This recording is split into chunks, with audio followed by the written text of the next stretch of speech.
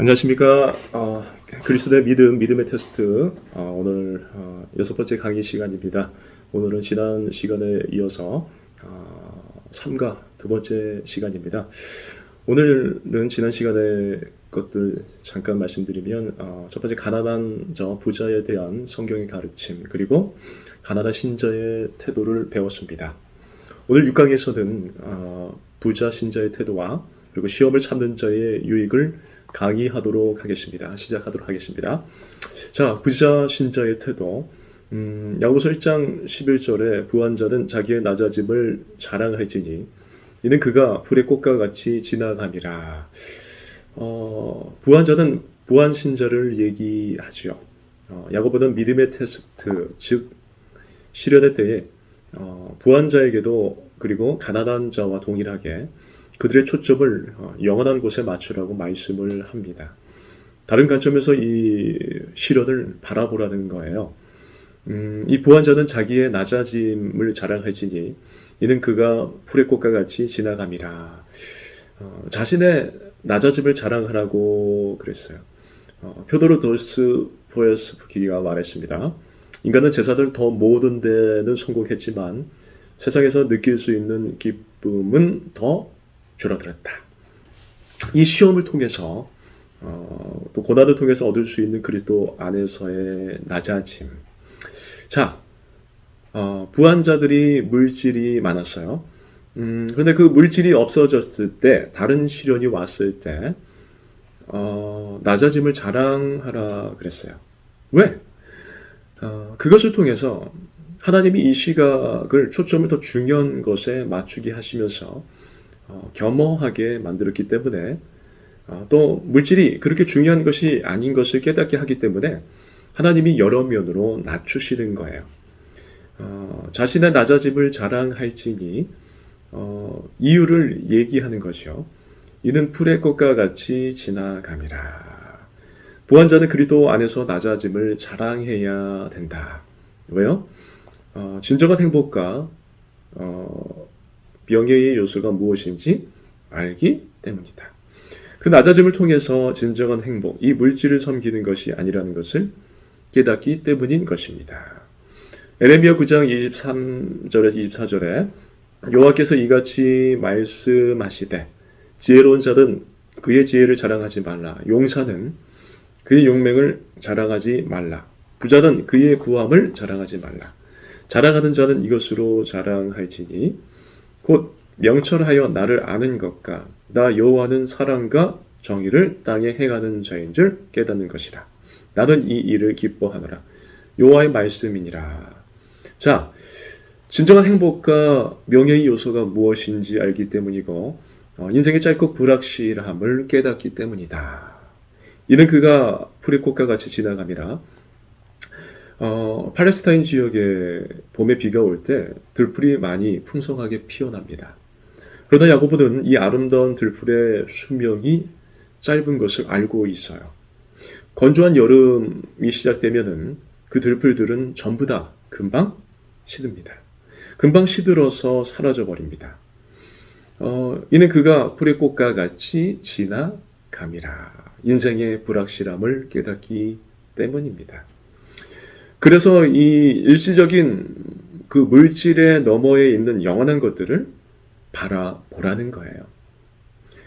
어떻게 변할지 모릅니다, 우리가. 항상 부자가 아닐 수 있다라는 거예요. 내일 일을 우리가 알 수가 없습니다. 가까운 일본의 경우를 한번 보십시오. 우리의 인생이 짧고 불확실함을 깨닫기 때문이다. 부한 신자는 일시적인 소유가 아니라 영원한 유산을 자랑해야 됩니다. 세상적인 부와 지위가 일시적인 것을 깨달아졌기 때문이죠. 야고보서 1장 11절에 말씀합니다. 해가 돋고 뜨거운 바람이 불어 풀을 말리면 꽃이 떨어져 모양의 아름다움이 없어지나니 부한 자도 그 행하는 일에 이와 같이 세잔하리라. 이 세상적인 부와 지위가 일시적인 것을 깨닫기 때문이야. 시험의 때에 부와 지위를 없어지게 함으로써 부와 지위를 통해서 누렸던 영향력도 없어집니다. 그리고 그 행하는 일이라고 그랬어요. 행하는 일이 이와 같이 세잔하리라. 그렇습니다. 부할 때는요, 사람들도 많이 따라다녔어요. 근데 부와 지위가 없어지니까 그 사람이 행하는 일에 별로 관심을 두지 않는 거예요. 또 사치스러운 일을 할 수도 없어요. 또 사회적 관점에서도 전에 어울리던 어떤 이 CEO들, 전에 어울리던 부자들과도 어울릴 수가 없는 거예요. 그 행하던 일이 이와 같이 세잔하리라. 무슨 말입니까? 영원하지 않다라는 거죠. 그렇습니다. 물질은 영원하지 않습니다. 물질은 영원하지 않아요. 2008년도인가요? 전 세계적으로 어떤 그 경제죠. 네, 그렇습니다. 이 침체가 왔어요. 전 세계적인 경기 침체가 왔습니다. 그런데 경제 대국이라고 하지만 가장 타격을 입은 나라가 미국이지만 그 가운데 남아프리카의 짐바브웨라는 나라가 있습니다. 소위 말씀드리자면 상상을 초월한 어떤 그 인플레이션으로 말미암아 많은 사람들이 하루아침에 전부를 모든 것을 잃은 거나 마찬가지가 된 상황이 됐습니다. 어느 정도냐면 월요일에 돈이 1,000만 원이었습니다. 그 가치가 1,000만 원이었습니다. 근데 그 다음 날 화요일에는 15원이 되었습니다. 여러분 상상할 수 있으십니까? 1,000만 원이었던 그 돈이 하루아침에 그 바로 다음 날 15원이 되었다는 거예요. 2008년과 9년도에 어떻습니까? 우리나라의 은행에 좀 돈을 예금했다가 잃은 사람이 굉장히 많았다고 하던데요. 이렇게 물질은 영원하지 않습니다. 물질이 없어짐에 따라 부와 그리고 지위도 사라집니다. 그래서 부와 지위가 영원하지 않다라는 사실을 통해서 하나님께서 낮추시는 거예요. 아무도 빼앗아갈 수 없는 영원한 유산을 가진 사실을 깨닫기 때문이에요. 자, 부자신 자는 일시적인 소유가 아니라 영원한 유산을 자랑해야 됩니다. 아무도 빼앗아갈 수 없는 영원한 그 유산을 가진 사실을 깨닫기 때문이에요. 시편 49편 10절 12절에 말씀합니다. 그러다 그는 지혜 있는 자도 죽고 어리석고 무지한 자도 함께 망하며 그들의 재물은 남에게 남겨두고 떠나는 것을 보게 되리로다. 11절에요. 그러나 그들의 속 생각에 그들의 집은 영원히 있고 그들의 거처는 대대에 이르리라 하여 그들의 토지를 자기 이름으로 부르도다. 12절입니다. 사람은 존귀하나 잔구하지 못하며 멸망하는 짐승 같도다. 그리고 베드로서 1장 4절에도 말씀이 있습니다. 썩지 않고 더럽지 않고 새하지 아니하는 유업을 있게 하시다니 곧 너희를 위하여 하늘에 간직하신 것이라. 또 베드로서 1장 6절입니다. 그러므로 너희가 이제 여러 가지 시험으로 말미암아 잠깐 근심하게 되지 않을 수 없으나 오히려 크게 기뻐하는 도다. 그래서 이렇게 부한 자들은 시험의 때에 겸허함의 깨달음을 감사해야 됩니다. 시험의 때에 보이는 것에만 초점을 맞추기 쉬워요. 어떤 사람이 BMW를 타고 가다가 사고가 났습니다. 그리고 너무나도 가슴 아픈 일인데 그만 팔도 잘려 나갔어요. 그래서 이제 구조대가 출동을 했고요. 그리고 가서 구했는데 그때 하는 말입니다. 아픔 중에 그 팔이 잘려나간 통증을 잃었는지 내 BMW라고 하면서 또 차가 부셔진 것을 이제 걱정하면서 또 팔이 잘린 걸 보면서 팔이 잘린 것을 또 걱정해야 되는데 자기의 초점이 재산에만 맞춰져 있었던 모양입니다. 팔이 잘려 있는데 그 잘린 팔에 차고 있던 그 시계, 내 롤렉스 하는 거예요. 그러니까 지금 팔이 잘려 나갔는데 시계를 찾는 거예요. 무슨 말입니까? 관점이에요, 관점. 제가 오래전에 사역을 하는데 어떤 청년이 교통사고 났어요. 차가 폐차가 됐습니다. 차가 폐차될 정도면 사람이야 진짜 죽었겠구나라고 할 정도의 어떤 그 광경이었어요. 그런데 차를 봤을 때는 사람이 살 수가 없는 건데 이게 웬일인지 사람 멀쩡합니다. 그런데 그 상황에서 차 없어진 거, 망가진 거, 부셔진 거 찾겠습니까? 따지겠습니까? 사람이 살았는데요. 그렇죠. 관점이라는 겁니다. 관점이에요.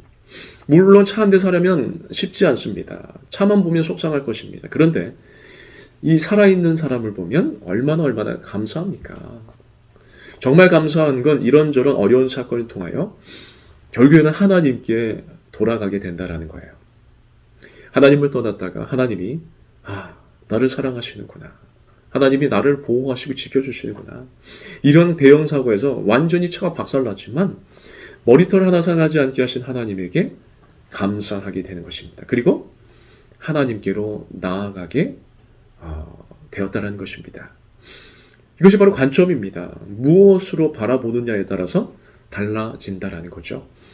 야고보서 1장 12절에 시험을 참는 자는 복이 있나니 이는 시련을 견디어낸 자가 주께서 자기를 사랑하는 자들에게 약속하신 생명의 면류관을 얻을 것이기 때문이라. 내적인 기쁨이 있어요. 시험을 참는 자는 복이 있나니 이 삶의 내적인 질을 의미하는 것입니다. 복이라는 것은 외적인 환경의 영향을 받지 않고 하나님 안에서 안식할 때 누리게 되는 그 내적인 기쁨이에요. 내적인 기쁨. 이 시험을 참는 것은 복을 불러온다라는 것이에요. 근데 이 시험 자체는 복이 아닙니다. 그러나 시험을 늘 견디고 참는 것은 복을 불러옵니다. 그리고 이 견딘다라는 것은 진정한 믿음의 표식이에요. 시험이 끝났을 때 어떤 내적인 기쁨이 있습니다. 우리가 그렇지 않습니까? 학교 다닐 때 보면 학교 다닐 때 이 시험 끝났다. 얼마나 기쁩니까? 우리가 시험을 잘 끝났을 때, 그리고 잘 끝난 게 아니라 시험을 잠시 끝난 게 아니라 시험을 잘 끝냈을 때 거기에 대한 내적인 기쁨이 있는 거예요. 두 번째, 이 생명의 면류관, 이는 시련을 견디어낸 자가 주께서 자기를 사랑하는 자들에게 약속하신 생명의 면류관을 얻을 것이기 때문이다.